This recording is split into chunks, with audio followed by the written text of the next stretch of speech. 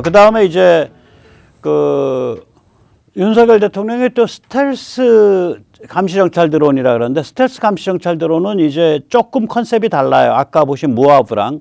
스텔스 감시정찰 드론은 우리가 이제 흔히 보는 그 가오리예요. 가오리 무인기인데, 이제 이 밀매가 아니신 분들은 가오리 무인기가 그럴듯하게 딱 생겼으니까 저게 전투기인 줄 아시는데 아닙니다.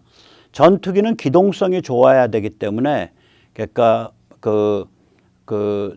전익기, 그러니까 전체가 다 그 날개 형태로 생긴 가오리 형상의 그런 기체는 전투기를 안 쓰죠. 이 전체를 저렇게 그 가오리 형상으로 만들면 좋은 게 뭐냐면, 일단 스텔스 하기가 좋아요. 그러니까 레이더를 다 엉뚱한 대로 다 이렇게 흡수하거나 반사해 버려요. 그러기가 좋고, 그 다음에 이게 날개가 넓적하니까 거기에 연료를 많이 넣어서 이제 장기 채공이 좋고요. 그 다음에 양력이 좋으니까 고공비행이 좋아요. 그러니까 고공비행, 장기 채공, 그 다음에 스텔스, 이게 이제 거기에 장점인데, 또 속도는 그렇게 많이 안 나요. 저 형상을 가지면 음속을 돌파하기가 어렵습니다. 그래서 보통 아음속으로 날죠. 예. 그럼 얘는 뭐에 쓰는 거냐? 당연히 얘의 가장 중요한 거는 뭐냐면은 의외로 감시 정찰인데요. 얘는 어떤 때 들어가냐? 적이 굉장히 무서운 지역에 들어갑니다. 즉 다시 말하자면 쟤는 전투 권역으로 들어갑니다. 그래서 저건 제가 만든 용어예요. 전투 권역. 영어로 배틀스피어라고 했는데, 왜냐하면 도메인이란 용어, 영역을 쓰게 되면 이미 군사학에서 영역은 그게 하늘이냐 바다냐 뭐 이렇게 나누는 거지, 육해공이 어울려진 하나의 권역은 얘기를 안 하죠. 저는 그걸 권역이라고 표현했어요. 스피어, 영어로. 배틀스피어에서 제가, 그러니까 전투 권역에서 제가 감시 정찰 그리고 통신 허브 이런 역할을 해주는 애예요.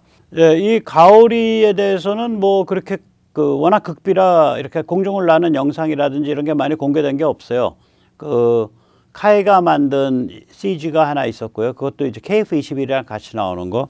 그래서 그냥 방송사에서 잠깐 나오는 거를 한 10초, 20초 보시겠습니다. 이 스텔스 무인기는 적 중심 깊숙이 침투해서 북한의 핵, 미사일, 대량 살상 무기 등 전략적 표적에 대한 정보를 수집하기 위해 만들어졌는데요.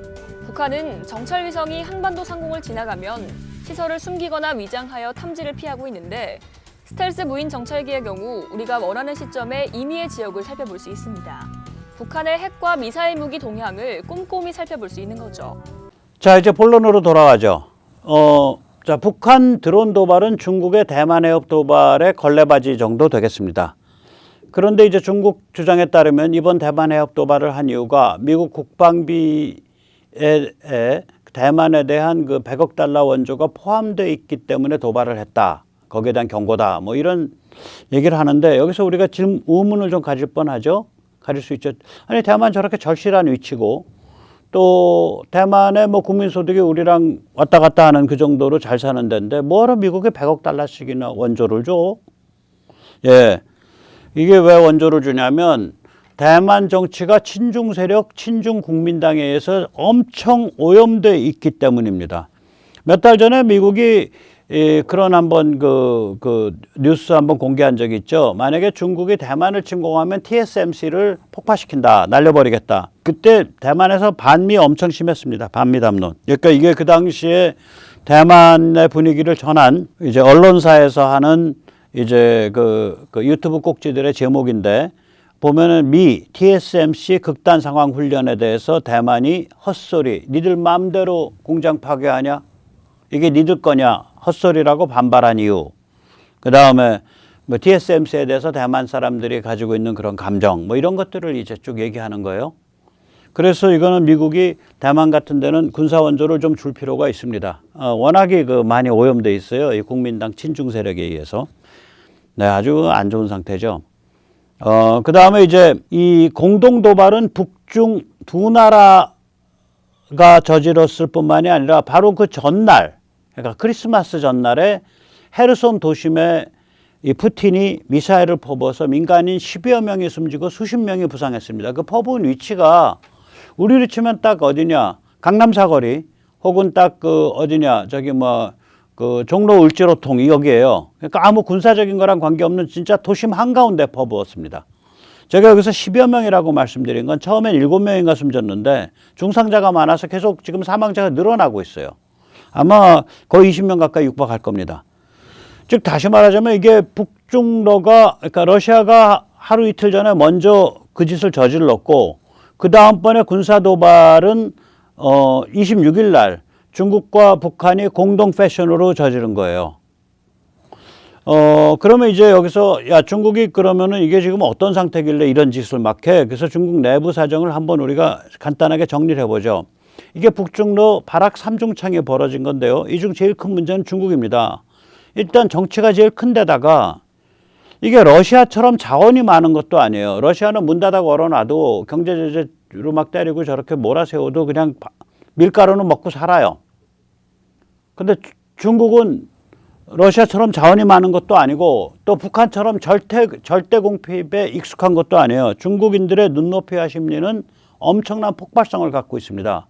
뭐 이제 말하자면은 공해, 부패, 빈부격차, 인권 유린이 굉장히 심했지만 그럼에도 불구하고 돈원격차도 심하고 일단 고속 성장을 했고 일단 뭐 한 1억이든 몇 명이든 간에 중산층이 형성됐다고요. 그러니까 저게가 폭발적이란 얘기죠. 완전히 수출 의존적이고 세계 시장 의존적 경제인데 에너지와 식량이나 기타 주요 자원을 세계 시장에 의존하고 있는 데인데.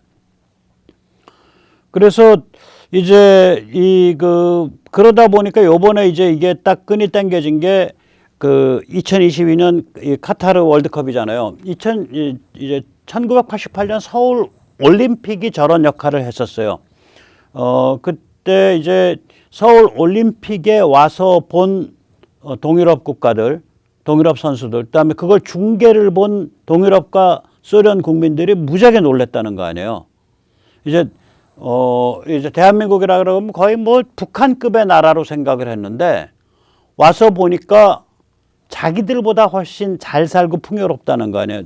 조금 좀 야한 소리를 하면 1980년대, 88년, 85년, 86년 이 무렵에 80년에 이미 80년 무렵에 이 러시아 경제가 완전히 삐걱거리기 시작하거든요. 소련 경제가.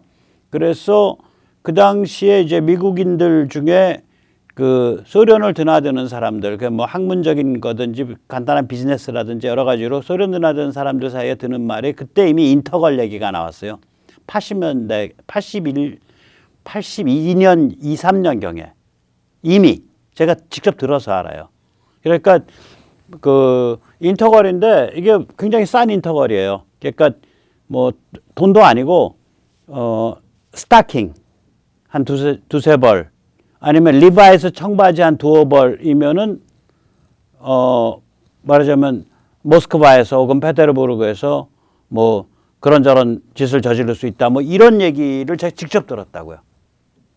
그러니까 그 정도로 어떤 그 일반 생활이나 이런 게 궁핍한 상태인데 저희는 기억을 하시는 분들은 하시겠지만 저희가 마음 놓고 수입 과일과 그 돼지고기, 닭고기, 돼지고기, 닭고기들이 다 수입 사료로 키워야 되잖아요. 대량으로 양돈 양계를 하려면 저희가 마음 놓고 돼지고기, 닭고기를 먹을 수 있게 된 것이 86년경입니다. 85년, 86년경입니다. 그게 85년.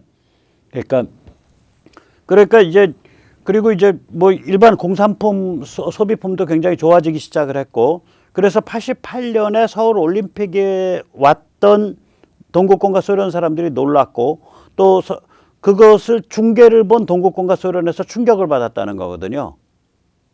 그런데 이제 2022년 카타르 중계를 본 중국인들이 충격을 받는 거죠. 자기들은 저기 몰이 당해가지고 완전히 뭐 이상한 하루에도 뭐 몇 번씩 그 PCR 검사를 해야 되고 매일 PCR 검사를 해야 되고 말하자면 뭐 격리당하고 이러는데 저기는 마스크 완전히 벗고 막 고함 지르고 응원하고 이걸 보고 야 우리 어떻게 된 거야? 라고 이제 눈이 뜨이는 어떤 촉발제가 된 거죠. 그래서 결국은 이제 백지 시위까지 간 거죠. 야 이렇게 우리 짐승처럼 몰지 마. 근데 이게 이제 중국의 정치 심리 변화에 있어서 굉장히 커다란 어떤 분수령이 된 거예요. 이거를 제대로 이렇게 좀 쌈박하게 개념적으로 해설해 주시는 분이 없어서 제가 해설을 좀 붙여봤습니다. 개념화 시켜봤습니다.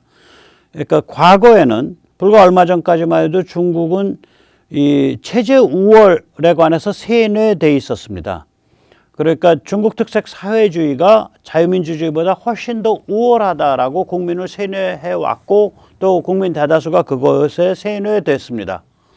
그래서 예를 들면 이제 그 중국의 그 어떤 그 말하자면 그 동영상 뭐 중국판 유튜브 같은 데서 이렇게 자기들끼리 하는 말 들어보면 한국 소개됐을 때 아, 쟤들은 고기도 비싸고 과일도 비싸고 우리는 실컷 먹잖아 뭐 이런 식의 그 말하자면 뇌피셜 이게 굉장히 심한 거죠. 세뇌 뇌피셜이 심한 거죠.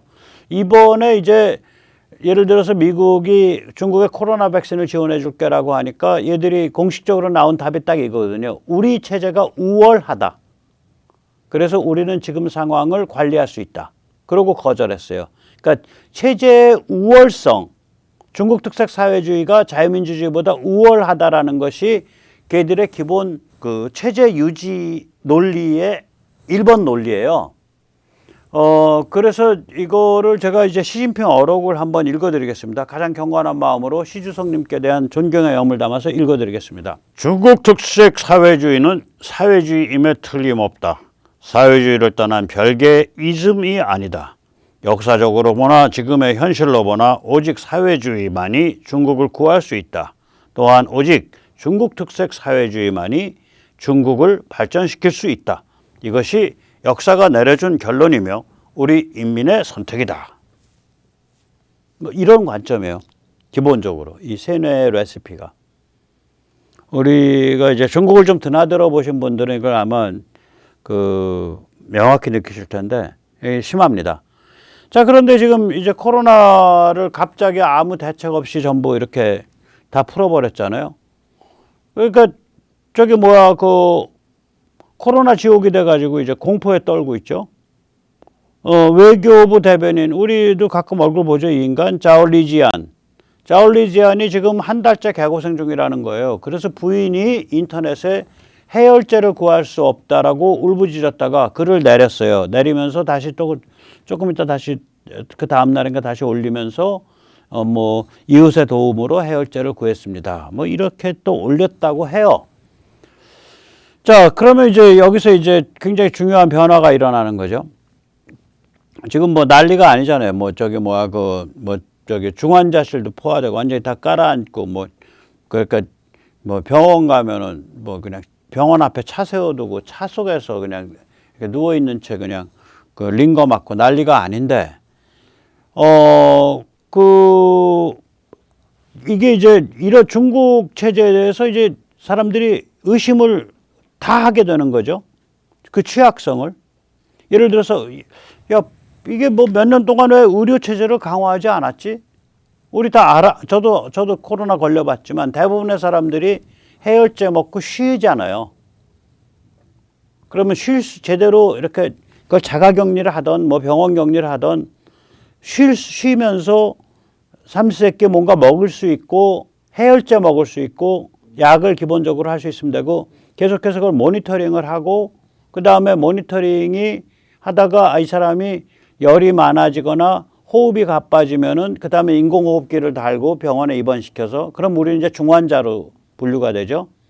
그랬다가 그 사람이 이제 다른 위독한 증세를 보이면 중환자실, 인텐시브 케어 유니트로 넘어가죠. 예. 그런데 뭐 중환자실까지는 증설이 어렵다 그래도 저것까지는 증설이 되거든요. 그러니까 인공호흡기 다는 것까지는. 인공호흡기도 이제 뭐 한 2종류 있을 거예요. 예. 그것까지는 증설이 가능하거든요. 비교적 쉽게. 그러면 그 몇 년 동안 중국이 그런 어떤 국가의 그 자원을 동원하는 데 있어서 장점을 가진 체제니까 그걸 동원해 놓고 그리고 이제 약 같은 것도 그래요. 약을 오히려 못 만들게 하고 그래가지고 그 제약사들이 많이 문을 닫았다 그래요. 그런데 예를 들면 뭐 이제 해열, 진통, 뭐 소염 이런 거 약들을 많이 만들도록 늘려놨어야 될 거 아니에요. 그래서 약이 안 몰리게 했어야 될 거 아니에요. 그 다음에 제가 그거를 아마 국내 유튜버 중에 제일 먼저 신랄하게 반복적으로 또 지적했는데 우리 보면 보건사회부 그 보사부의 보건복지부 보복부의 그 산업정책과장 백국장 백국장 당신 나와보라니까 좋은 말로 할 때 그 백국장의 그 중국산 시노팜 백신 뭐 찬양하고 뭐 시노백 백신 뭐 신호자 들어가는 백신 찬양하고 그래서 야 당신부터 맞아. 당신 가족이랑 다 데리고 우리한테 그런 허접대기 같은 백신 맞지 말고.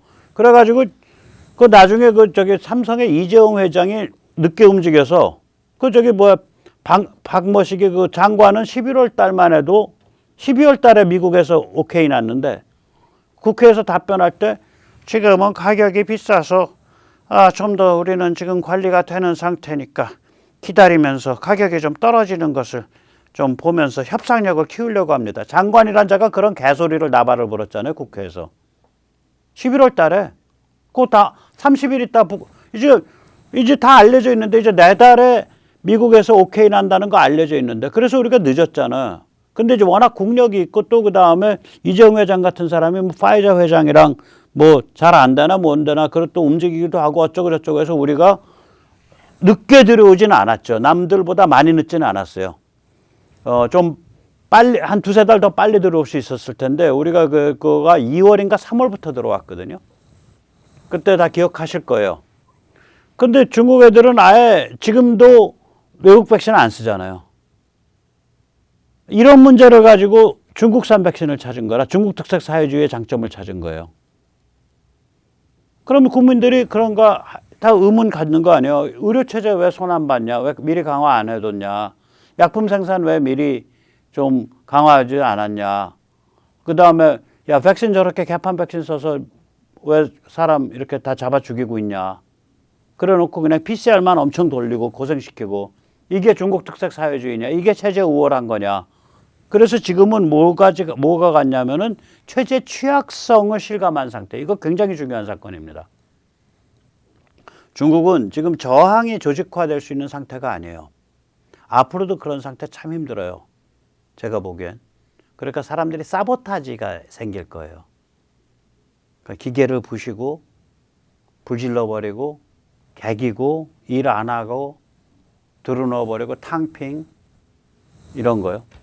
시체 노름하고 애 안 낳고 우리도 애 안 낳지만 이렇게 사람들이 그러니까 삶을 거부해버리는 현상. 그렇게 나타날 거예요. 그게 참 중국의 불행인데 중국의 취약성을 실감하는 단계로 간다고요. 근데 여기서 이제 한 걸음 더 나가면 야, 이 체제가 악마적이네 해서 중국의 악마성을 실감하는 상태로 이제 가는 수가 있어요. 그래서 이게 중국의 그 정치 심리의 세 단계, 체제 우월성이 세뇌되어 있는 상태, 그다음에 체제의 취약성을 실감하는 상태, 그 다음에 체제의 악마성을 각성하는 상태. 이 패스가 이 전이 과정이 지금 일어나고 있는 거 아니냐 저는 그렇게 생각을 합니다. 자 이런데 이제 미국은 중국 제압 순치를 위해 군사뿐 아니라 다각적 포위망을 좁혀오고 있죠. 우선 첨단 기술과 첨단 부품을 차단하는 조치이죠. 그 결과 예를 들어서 화웨이 같은 회사가 쪼그라들어 버렸죠. 얼마 전까지 세계 최대의 공포스러운 통신 장비 업체였는데요. 지금도 5G 통신 장비 뭐 1위 뭐 30 몇 프로, 20 몇 프로 1위인데 그게 다 중국 거의 내수예요. 제일 큰 시장 인도 누가 먹었어? 화웨이 못 먹었죠.